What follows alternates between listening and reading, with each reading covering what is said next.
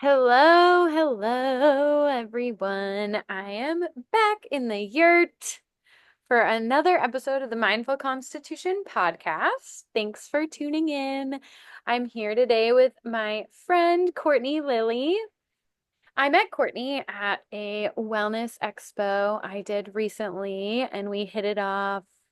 And she is a sacred empowerment coach who focuses specifically on working with women and supporting them in escaping burnout and managing stress. She also does warrior sisterhood circles, which are biweekly at the Danvers Wellness Center, where similar to what I do in the yurt, right? Hmm. Yeah. Sister circles. So, hello. How are you? Hi. Oh, good. Thank you for having me. Yeah, of course. Oh, and the most important, even more exciting thing Mm. is that we're collaborating on an upcoming circle in the yurt. So I think this episode will be coming out the week of our Sober Curious sister circle together, where we're going to do a cacao circle and vision boarding. And Mm. so, yeah, dig in the circles that we're creating. So, how are you today before we dig in? I'm doing well. It's like at the time that we're recording this, it's right after the new year. So trying to like pick that momentum back up from having a few days off around the holidays and, you know, all of that good stuff. I know it is. I always say it feels like a time warp, that kind of time in Yes. between Christmas and New Year's and a little bit after New Year's, that like midweek holiday. And I always fight between being productive and just like releasing all expectation of being productive. Like no one Yes. else is doing anything during this time. What is the point? Yes. Yep. I feel that. Yes. So, okay, for starters, this is the same question I always love kicking off every episode with, but ultimately just love asking about how you found your way to the health and wellness space, spiritual health. Talk to us about your journey Mhm. and we'll take it from there. So, um, much to everybody's surprise, I did not realize that this was the space that I wanted to be in when I was growing up. Um, I actually went to undergrad for business, Hmm. um, and then I went straight into grad school from there to work in higher education. And I spent a year, just under a year in higher education, before my position was eliminated, and that was in 2020. So lots of things were happening in 2020, and I had to figure out, where I wanted to go next and what was happening with my career path, and was higher ed a space for me to go to. So when I worked for that year in higher ed, I was actually working in a wellness, like a health and wellness office at a school. And I realized quickly that I was the person who was always like, "Hey, are you taking care of yourself? What are you doing to rest? How are you actually doing today? What are you doing for fun? Always looking out for other people and making sure that they were okay and they were doing well." And that was something that just came up naturally. So the corporate job that I got after that was very similar in the sense that I was always like, "Hey, like, what are you doing? Are you taking care of yourself? Do you need to talk? Do you need to get some stuff off your chest?" Um, but the environment was just not it. Not for me, at least. Why not? Because it was very extremely fast paced. It was very like masculine. We've got to work. We've got to do all of this, the same things every single day. And you've got to hit all of these marks every single day. And if you don't, then you're not a quote unquote good employee and you're going to get put on a PIP or a performance improvement plan. I know Um, about a PIP. I've never yeah, been on one, but they I, were I They were didn't know that scary. was like a common corporate acronym. Yes. I had one Yes. corporate job. I also have had basically one corporate job. I guess you could call higher ed a corporate job. They are corporations. They're actually big businesses, but it doesn't feel that way when you're in there. But yeah, for me, that environment was very toxic, and it was not one that I could thrive in when people were expecting the same thing from me every single day, and I would come into work and be like, well, actually, like I slept like complete crap last night. Like I think I got 2 hours of sleep. And they're like, well, you still got to close, 10 cases today. Okay, that's fine. Let me just, make this work, I guess. Um, and it ended up, I left there and I was at my lowest low mentally and emotionally that I had been in for, if not my whole life, then a really, really long time. I grew up with anxiety undiagnosed for a long time. I grew up depressed starting at age 12. So I have a lot of like mental wellness things going on that I've always had to pay attention to. And I ignored them while I was in this job. So that was part of the reason I wasn't taking care of myself anymore. Um, and so I ended up leaving there. I quit. Nothing else lined up. Again, had to figure out what it is that I wanted to do. Um, and ended up meeting a person who owned a wellness company and came in there. And now here I am, part owner of it. And it's really just because I've been in very stressful situations. I've been burnt out. I've been anxious, so anxious that I couldn't eat, so anxious that I couldn't sleep. Um, I've been, you know, super low, sad, melancholy, all of the things, right? And I just want other people to know that like they're not alone and there's a way through it. There is always a way through it, even when it doesn't seem like there is initially. You know, that's why I ended up here. Yeah, that's a pretty common theme on the Mindful Constitution podcast is people springboarding from some of their lowest places to where they're meant to be. And I don't think that's a coincidence. I feel like a lot of Mhm. us get where we need to go uh, through hardship and challenges and super low points. Yeah. Uh, I'm curious too about your thoughts because you mentioned like having anxiety and depression from a really young age, and also like working in an environment that perpetuated those things. So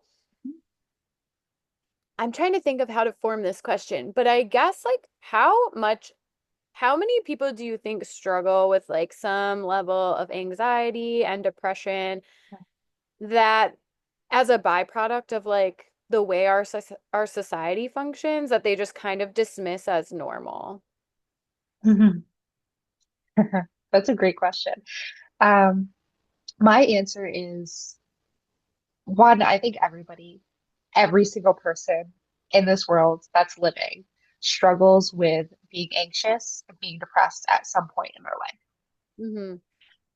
There are always going to be traumatic situations or rough times, hardships that really bring us down and really bring out those worries, right? Those, panic attacks and, can't control your emotions. You're always, either crying or you're raging or whatever. But I think women in particular suffer from this like borderline depression anxiety from living in such a masculine world. And what I mean by that is masculine energy is very structured. It's very um like Regiment. men's, yeah, it's very very regimented. men have a hormone cycle that lasts 24 hours-ish. So every day they have the same up, they have the same down. That's it. Women's hormone cycles change women to women, right? But it's typically 25 to 35 days, right, on average. So that means every single day we wake up and it's different. And the way that society has been formulated around the men's hormone clock and that we have to work Monday through Friday, 9 to 5, and we have to go get things done. We always have to be action oriented, be on our toes. We have to be able to respond quickly, right? Those are things that I don't know about you, but they make me anxious when I'm already anxious. Mm. You know, when I'm sitting here thinking, like, oh my God, I haven't cleaned my house in 3 weeks. I have to, buy gifts for holidays, I have to go do this, I have to do that. Here are all the things on my mind. Like, I have literally nothing to wear because laundry has not been done. On top of like, wow, there's 30 emails that everybody wants me to respond to basically immediately, right? That instant gratification. Um, when I know for a fact that I would respond better certain times when my energy is different.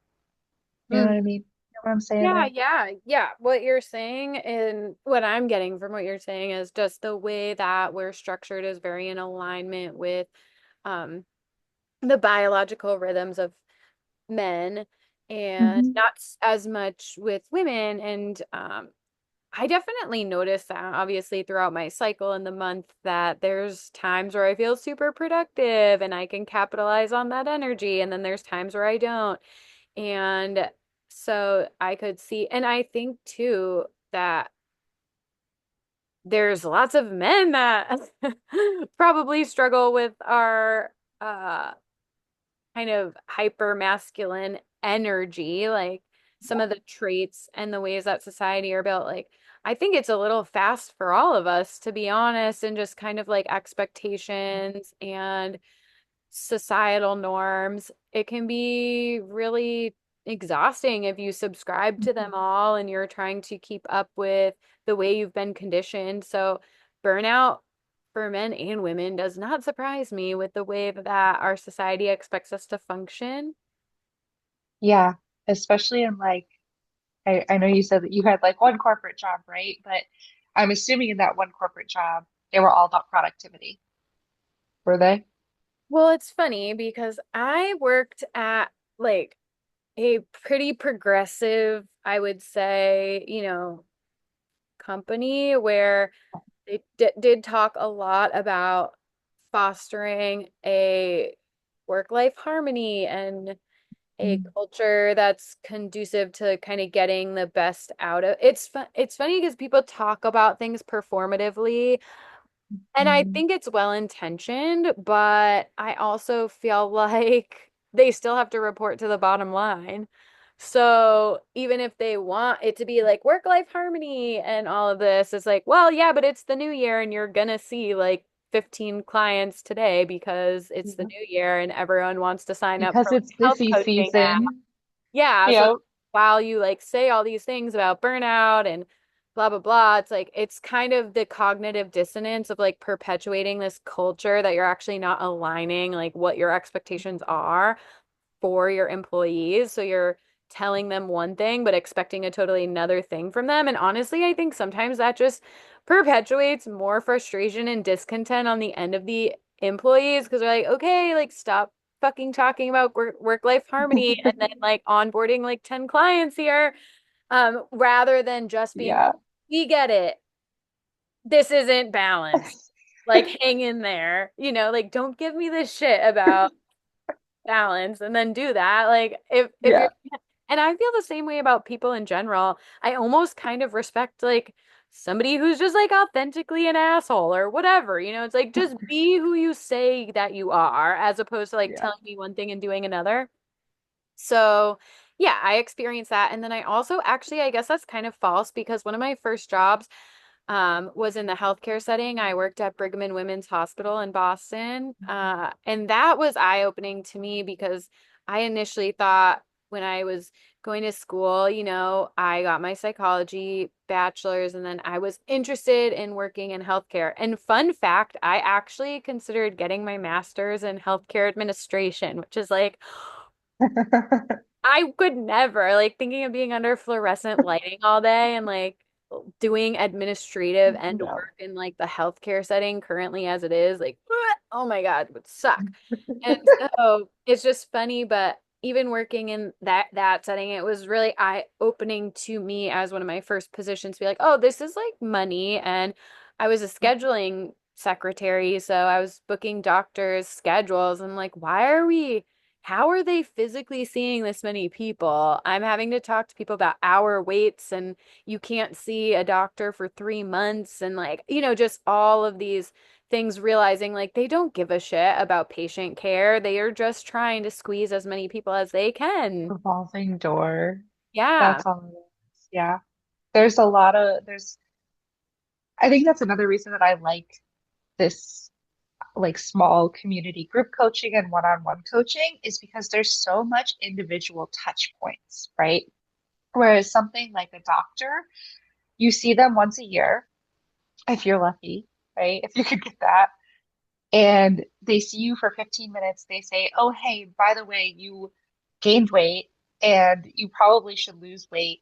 You should exercise more and eat less. And then also, are you up to date on all of your stuff? I don't know. I guess so. Or no, here we have to do this.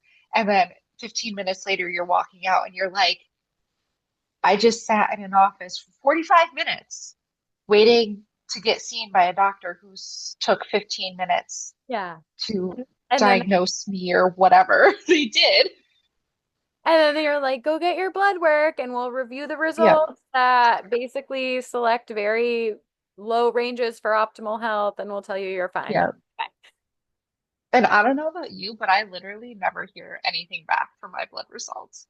Like the No doctor news just is good totally news. ghosts me after that. I'm like, okay, whatever. Yeah. I know. I pretty much use I actually am in the process of getting into the a functional nurse practitioner here in Ipswich, so Oh, I'm excited about that.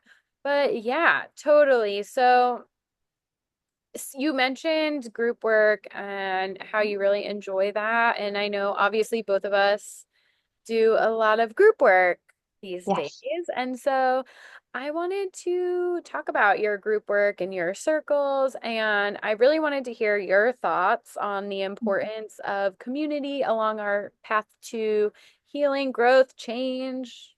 What role do you think it plays? Oh my God, it's such a big role because when we're healing and when we're growing, um, we tend to unintentionally isolate ourselves from people that we grew up with, from our family, from our high school friends, and things like that. And so there was definitely a period of my life where I was growing distant from a lot of people that I thought were lifetime friends and then not gaining new ones, right? So I unintentionally completely isolated myself. And I know that I would have grown a lot faster if I had some type of community around me Mm.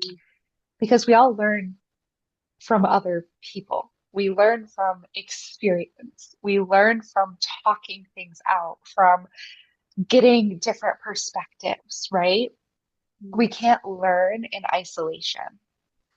So the community aspects to healing, whether it be physical, mental, emotional, spiritual, what have you, is so important to just find a tribe of people who will stick by you and support you and listen to you, but also call you forward. That will also say, like, hey, you said this, And that doesn't really align with what you're doing right now. What's happening here? Hmm. How do we connect these things and make you aligned again? Hmm. Yeah, I Yeah. agree. I think that in between, I was talking about this on another podcast recently about the in between void of change, in between void when Mhm. we are attempting change, when we're moving from one kind of reflection of who we are to another reflection of who we are. It's like Mhm. it takes time for our reality to start mirroring the changes we're making. And a lot of times, like some relationships might not resonate anymore as you're shifting, or Yeah. um, maybe, some need to go. But Yeah. I find that that space is really lonely for a lot of people, especially like people in my realm of sober curiosity. But I imagine it's similar for you too, just healing and working on yourself in general and realizing your own shortcomings and things you want to improve upon or change. Um, yeah, it's an alienating process when you're like, think I need some new community, but I feel like it's hard to figure out where to go about finding it sometimes. And knowing, I was Yes. actually just talking about this with another client too about figuring out how to find aligned community along the way. Because even Yeah. for some people, like in the sobriety realm, they're like, I don't really want my whole identity to be sobriety. So I love meeting other friends who don't drink, but I don't just want to be like, that is my world now. And so people Yep. want to find like-minded friends and people who are working towards personal development who probably are mindfully drinking or not at all, but it's not like the central focus. Mhm. So, yeah, I think it plays a huge role. Tell us about the structure of what your circles look like and how do you facilitate that? Wow. Okay, so I facilitate them in very specific ways, but also allow room for like if somebody's having a really tough time, we can take the whole thing and just be like, all right, that's out the window. Let's focus on something else. Um, but really, the intention is to create a discussion. So one week it's a discussion about a certain theme. And then the next one after that is an integration of that theme. So I do a lot of meditative journeys. I do a lot of energy work. Sometimes we pull some like oracle cards. I've dabbled with the idea of doing some like moon ceremonies or like seasonal celebrations during that time of integration. We do a lot of like grounding work, somatic practices, really just getting into our bodies. That's the piece of integration that I want overall is just for us to get into our bodies, to release everything that's outside of us right now and be present in the moment so that we can integrate the things that we learned from whatever the theme is. So like this month's theme for January is reflection. So we're doing a meditative journey to visualize our 2025 year. And then in the next one, to kind of integrate that, um, we're going to just kind of get together and do vision boards Hmm. and just like throw some stuff on a vision board and from the reflection that we did within the meditative journey. Yeah, I think that's wonderful. I love the idea of balancing information and exploration with integration. I think this is something we lack a lot with our healing journey. So many of us are so focused on information gathering that we overwhelm Yes. ourselves with that and forget like you have to put these things into practice and it's not Yes. Stop helpful. reading the self-help books. Put them down. Or like read a self-help book and then like start doing Yeah. a couple of the things that it mentions Yes. like a few months before you add in a couple more things or another self-help book and really balancing education with integration is so Mhm. huge because otherwise I find, and what I tell clients is it can be like a lot more anxiety inducing if you're constantly information gathering and you're never focusing on like getting into your body and actually embodying these things you're learning about. Yeah. So I really love the idea of alternating. I'm like, that's a good idea. Hmm. Thank you. I'll have to Thank you. see how I can weave that into the yurt. Um, Yeah. yeah, I kind of do something similar, I guess, but it's almost like that concept in one session where, you know, working through a workshop and then doing some nervous system regulation to kind of just let it Mhm. all absorb. Yeah. Yeah. Okay, talk to me about alcohol. What Yeah. role does it play in your life as we embark on our sober curious sister circle together? Mm. So alcohol has kind of been in my life in the sense of it's in everybody's lives. Like I was kind of just surrounded by it. Hmm. Um, I never really enjoyed it all that much, even when I was younger. So by actually by the time I turned 21, I was so anxious. I had to stop drinking because it gave me more anxiety. Yeah, join the club. Except I kept drinking and just kept having anxiety. Yep. Just No, I literally would wonder what have it could like, be. right? I would literally have like a glass of wine and be like, I feel like everything is going to explode. Like I can't. So my 21st birthday, this is like the worst thing ever. Like I never want to go back to this birthday. My parents came out to see me. I originally grew up in Western Mass, so they're still out there. So they came out to see me and take me out for my birthday. And, like it's the first time that they really can see me drink legally. So they're like, yeah, like I want to buy you drinks. Like let's do this. And I'm like, guys, I'm serious. Like I cannot drink that much. Like I have one and I'm like not very good. And they're like, no, but I like it's your 21st birthday. Like you can do it. Let's do this. And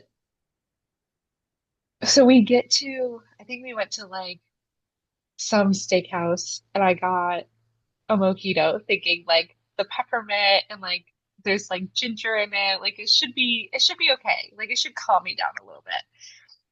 What kind So of I was fine mojito are with you it. drinking with ginger? I don't know. Am I thinking of something different? There's I definitely think mint in you're it. I think you're combining a Moscow Mule I and a totally, mojito. my husband loves Moscow mules, so I'm like, that's ooh, that sounds that's really probably why. refreshing. No, but like sometimes there are like I always liked the like raspberry or like strawberry mojitos. Those were Yeah. those were always good. I like the taste of them. I don't like the effect of it afterwards. Yeah. Um, but I started out with that and I was like, okay, like I think I'm okay. And then I think somebody got me a glass of wine, and I was like, I don't think that this is okay anymore. And then they were like, let's go get margaritas at On the Border. Like, you have to get a margarita there. And I had two sips of the margarita, and I was like, we need to go as soon as possible. I am freaking out. My heart, it felt like it was beating across the room. I felt like I was going to be sick. Everything was hot. And it's my birthday is in January. So like it's It's not not hot. hot. We live in the Northeast, so like it's not hot in January. But I was like burning up inside is what it felt like. I was shaking. I felt like I could barely breathe. I felt like I was having a heart attack. So my husband had to finish my margarita for me. And then well, he didn't have to. He chose to because everybody else was finishing their margaritas. And I was just internally freaking out. Um, and he had to drive us home because he was our DD. Um, and it was just like awful. My parents looked at me the next day and they were like, I didn't think you were serious. You're like, no, I am. You know what's really Why interesting? wouldn't I be? This is a theme I've been noticing often, and I have talked about it before, but I also read it today again. And do you know who Dr. Christiane Northrup is? Yes. Yeah. Dodging energy vampires. Yeah, yeah, yeah. That's the book. Um, she talks about it's heavy on the empath, you know, Yes. empath type of stuff.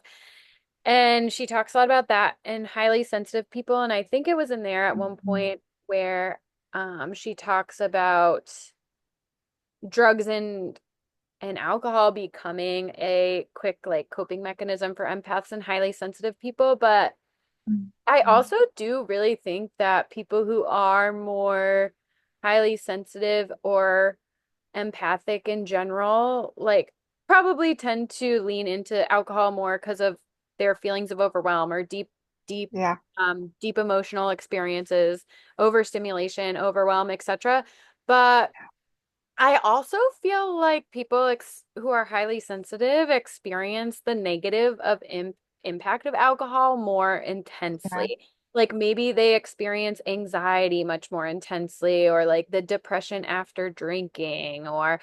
so yeah, I think sometimes that's why people who are maybe more like in tune with Yeah. their spirit, not like necessarily a spiritual relation, but just being more sensitive in general, which I do kind of correlate to being more spiritual sometimes. I do think that happens. So, and you're clearly an empathic, caring person that's sensitive to the subtle energies of the people around. And so I wonder if alcohol is just like the too intense, you know? Yeah. It's not for me. I tried. I've tried. And finally, a few years ago, I was just like, I think I'm just not anymore. You're I like, think I'm why just do I not. keep trying? Isn't it Yeah. interesting how we'll keep trying something just like because it's normal and everyone's doing it, even though Yeah. we it? Well, so the weird thing is like the farther away that I get from not drinking, the less things that I'm invited to Mm. with friends. Like, and last week my husband was like, I'm gonna go up to, our friend's house and they're gonna do like a wine night. And I'm like, okay, have fun. Usually that friend will also invite significant others. I don't know if they actually invited me, and Matt was just like, well, she's probably not gonna want to go anyways, I still or like to what? But go to like, things where there's alcohol. I'll chit chat with you. yeah. Um, but it's like I don't have a lot in common with those people anymore either. Like they're friends that I've had, we both me and my husband have had since high school, like Hmm. or earlier. Um, and I I have like them. I They're great. known each other since high school too. Sorry to cut you off. Yeah, yeah. No, we've been together for 14 years now. Yeah, wow. Yeah, We're I think going on 15 in June. we're July, and I think we're going because we started dating a couple years after high school. But I think I don't even know anymore. I think it's like 13. I think it's 13. Ours 14? is easy. It was 2010 Yeah. when we started dating. And then Oh, we got married on our like dating anniversary, so easy oh to my God. remember. It Yeah. is like interesting to see how, those relationships evolve. Yeah. Because you have friendships that start in high school, and it's like obviously as you grow through adulthood, like everyone changes a lot. Some people don't, which is I don't think a good thing. I I think if think we're it not would changing not and have been for growing, that's me. a red flag.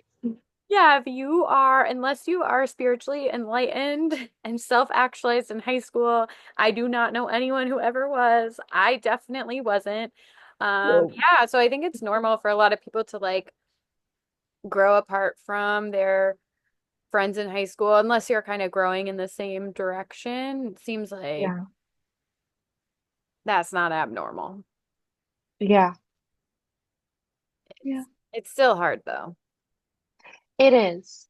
It is. And I lost a lot of, well, I didn't lose them, right? Like they're still there, but like I became very distant with a lot of people all at the same time.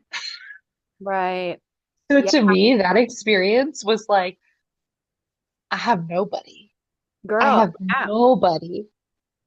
I felt exactly the same, very similarly to you when I first stopped drinking. And I know that, and reflecting back, I know that it was a pretty big 180 for a lot of the friendships I had at that point in my life. And so I just think they really didn't know like how to be supportive or what to think of it because it was pretty like Yeah. radical that I was like, I'm not drinking. I was one of the heavier drinkers of everyone. So unlike you, who was not really interested in alcohol prior, I was like, nicknamed the Gremlin, and I was a monster like drinker, binge drinker. And so it was just probably a little bit of a shock at first. But there were elements where it didn't feel just like innocent lack of awareness. There were definitely elements that felt malicious. And while now I'm like so far past it and I really don't care, I have no like ill will towards anyone or whatever. At the time, I was just way too fragile in my healing process to be around people that I felt like had any bit of negative intention towards me. And in the Yeah. moment, I mean, now I can look back and see like, yeah, they just didn't get, my process. It was probably a little bit shocking to them or whatnot. And I have a little bit of a different perspective now, but at the time, I was definitely feeling like I'm making a decision that's best for me. Why would you not be supportive? Especially when the alternative was me getting blackout drunk and like pissing my pants, and no one seemed concerned about that. But like, you're judging me for being Yeah. sober, which I have nothing but like compassion at this point because I have had many seasons of being like very judgmental or triggered by changes people made. But yeah, it's like when you're in the initial stages of making change, it's very hard to be in communities of people that you're not strong enough to be around people that aren't supportive. Not that you're ever Yeah. like, hey, let me be around a bunch of people that aren't supportive, but as you build new community, I think your tolerance that is really supportive and in alignment. I Yeah. think your tolerance for being around people who you're not necessarily as aligned with, who maybe aren't Mhm. like the most supportive, it increases and it's kind of entertaining. But Yeah. I would say that it probably directly increases with the way that you think about yourself, yeah. your self-worth, your self-esteem, your confidence, Yeah. your self-love, all of those things. Once you, and I'm still working on that too. So Yeah. Lifelong. I'm not all the way there yet, but exactly, it's a lifelong journey. But the more that you love yourself and you feel like you're deserving of the things that come into your life and worthy of all of the beautiful like relationships and friendships and whatever it is that comes into your life, the more you're going to be like okay with yourself and not need that external validation or affirmation or whatever it is that you're getting externally. Yeah, absolutely. The more you nurture self-love, I Mhm. find, the less that you tolerate things that don't love you back, whether it be people, places, or habits. But also, the less attachment you have to needing approval externally, just like you said. Yeah. Yeah. Yeah. Exactly. Self-respect is pretty cool. It's pretty cool. Hey, thinking you're worthy, guys, it is. It's It's the bomb. Did I just eat myself there? it's pretty great when you like yourself. If you get anything out of this podcast. Yeah. So Love yourself. yeah, seriously, it's I think, everything stems from a place of being worthy, everything good. And so much of the aspects of our lives that haunt us in many ways are because we don't think we're worthy and we accept less than we deserve. That Yes. triggers a lot of stress and disease and inflammation and habits and choices. It's like when we're Yeah. settling for less than we deserve in life, um, it's it's just not a nice place to be. Mhm. Yeah. So it's a domino effect for everything else. Absolutely. Yes. Just like the ripple of your own healing is so impactful. The ripple of being in a space of unworthiness impacts every element of your life and your health and mind, body, and spirit, the choices you're making, all of that. So, well, let's talk about our circle together.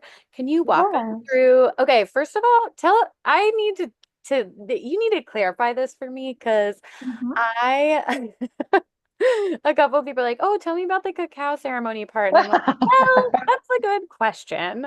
I actually need to ask Courtney." So, tell us a little bit about what cacao is and what's the intention behind kind of ceremonializing it. Yes. So cacao is like the cocoa bean as least at how do I say this? In the least processed way possible Okay, is got it. how we get ceremonial grade cacao. Okay. Okay. So it is definitely a little bit bitter, right? It's not like you're going to be drinking hot chocolate. Mm. It doesn't have any sugar in it. Um, but it's this very grounding and slightly energizing um, beverage, right? And I like to, work my magic and put a little bit of like cinnamon in it. You can do a little bit of like cayenne for some spice. Like you can add certain things to it to make it a little bit more intentional with what you want to do. Um, but my goal when I use cacao in ceremonies is to get people in their bodies present and grounded. So we do this by a lot of times I'll have people hold their cup and feel the warmth coming in through their hands. I'll have them take a few sips and hold it in their mouth for a second to feel the warmth and then swallow and feel it going down their throat. You know, just really somatically um, internalizing the cacao. Is that the Yeah. word that I want to use? Internalizing? No, I get it's kind of like a mindfulness practice. It's similar to things people, mindfulness practices people do for mindful eating, like sit down, Mhm. have a piece of chocolate, eat it really Yeah. slow. It's like making you really tune into the experience and get to a present space.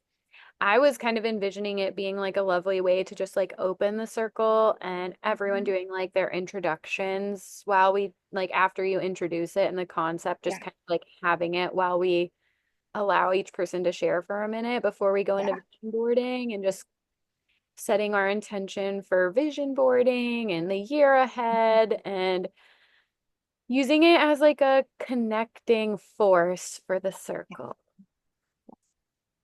So It's I'm, always good to have like that string of community with it too, because like it's not just you sitting at home experiencing this, like the person next to you or the people next to you are also experiencing this yeah, same thing, but are they experiencing it in the same way? Is it different? How is that different? I tend to pair the cacao with a meditation as well. Um, it doesn't have to be. That's just something that I enjoy doing, whether it's a, 5 minute just visualization of like being super grounded, like planting roots in the earth, or something more intentional. I did one was it last month?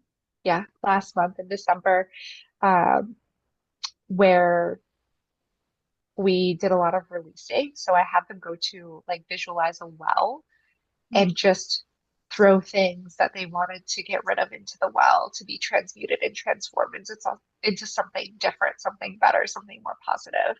Mhm. So there's a lot of ways that you can like add it to certain practices. Um, but I think that there's like such beauty in the fact that like we're all experiencing the same thing, but we could be experiencing it so differently. Yeah. Oh, I'm so excited. already half I full. also just love vision boarding, so I'm really I excited for that know. part too. I know, me too. You're gonna have to send me your favorite vision boarding books and whatnot. I still have to Yes. order all the supplies. So yeah, I can't wait. I think it's gonna be a really special way to start the year. And I really try to tap into like what people need and want with these offerings too, because I think so often with the new year, we have a lot of like go, go, go and change, change, change, like shoved down our throats. And while it is like a nice time to kind of set intentions for the new year, I really just think more people are craving opportunities for connection and reflection and just being in community with one another and Mhm. enjoying the process of healing. Like, I think people are over like trying to overhaul their lives all at once at the beginning of the year. At least I know I am. Well, it's not the time to do it. Right. So, fun fact, I also Spring. really enjoy learning about cycles of life and nature.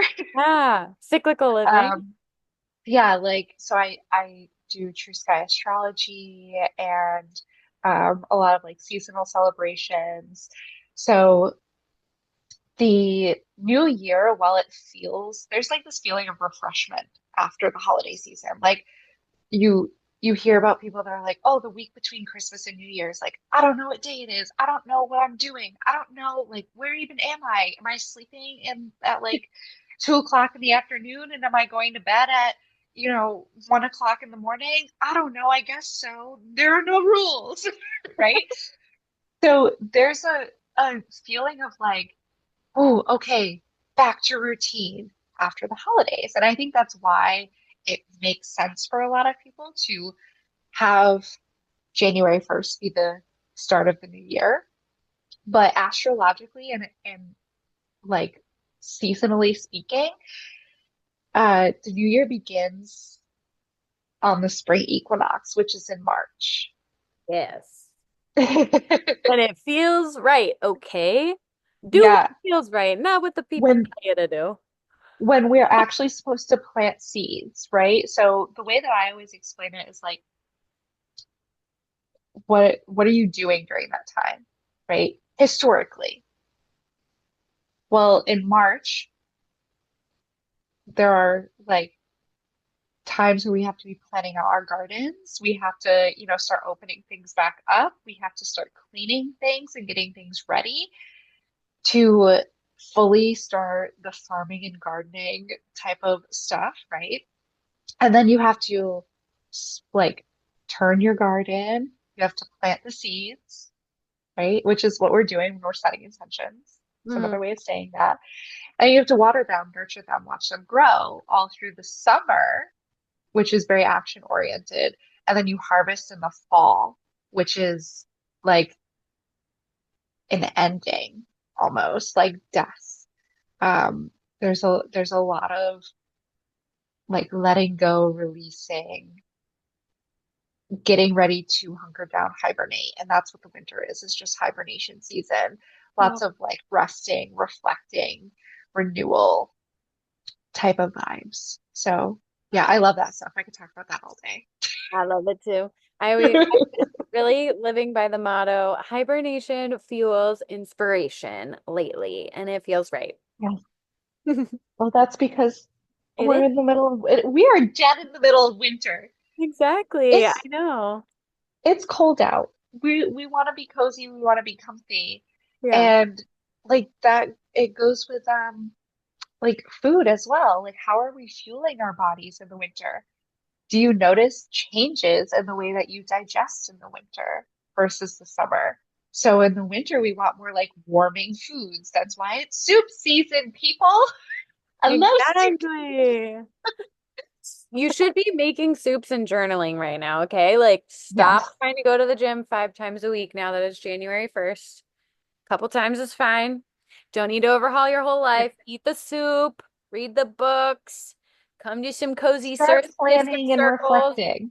Yeah, Yeah. exactly. Set those intentions with vision boarding at mine and Yeah. Courtney's circles.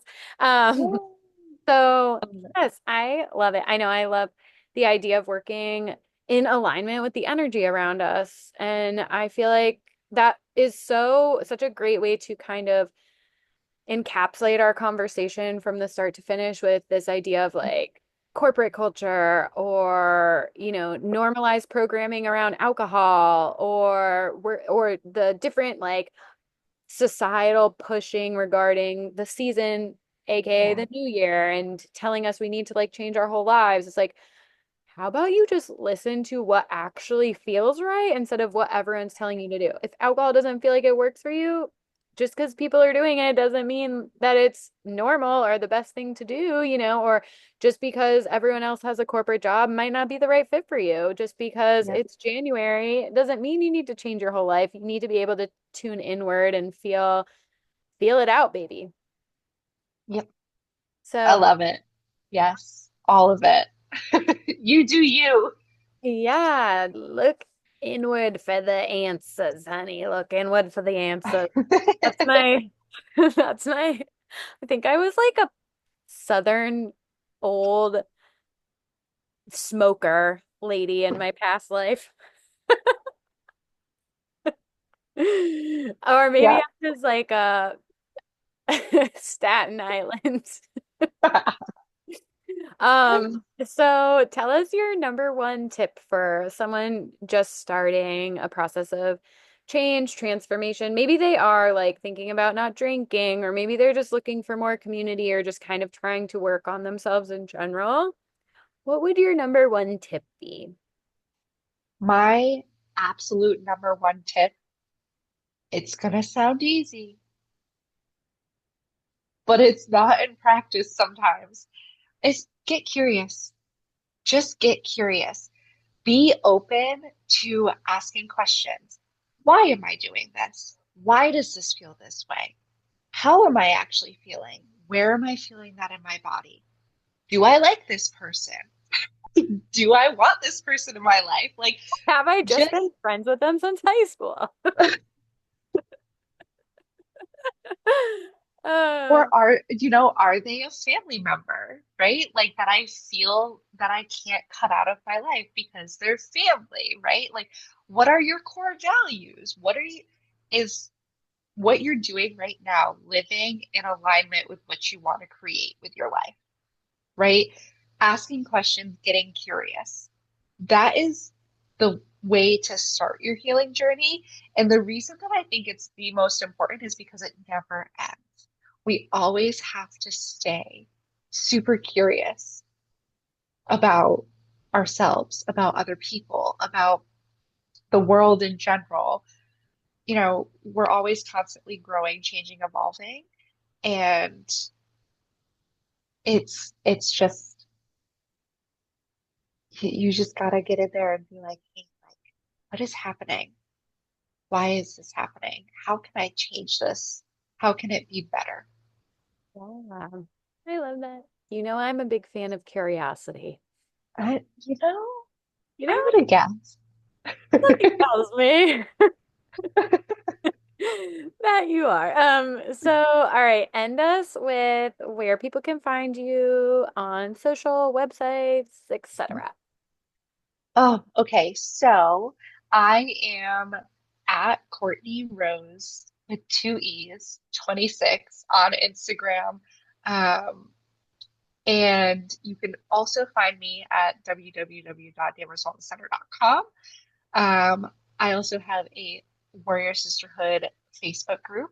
Uh, it is free to get into that group, and I do master classes, and also we just did or we're on the last couple of days actually of a gratitude challenge right now. So sometimes I'll throw out little challenges um, that are super easy to do and nice way to like get involved in community.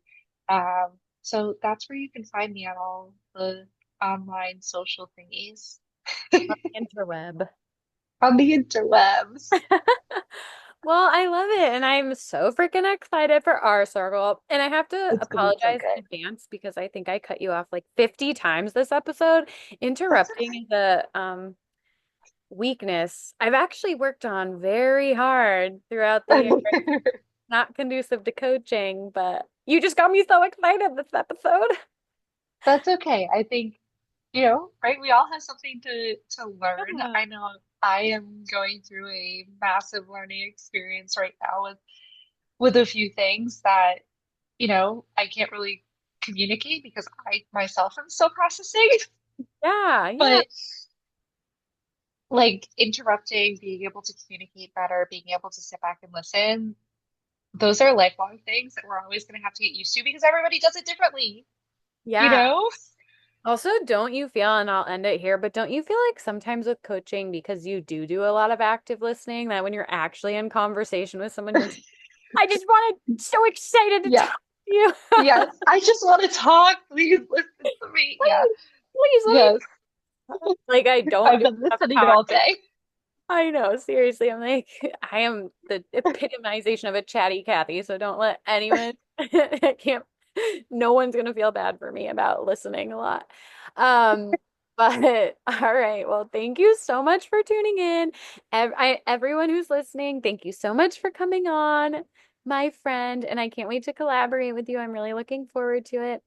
And for everyone who's tuning in, don't forget to like, share, and subscribe, and go follow Courtney on her socials. Check out the Facebook group, and we love you. Have a great day, everyone. And I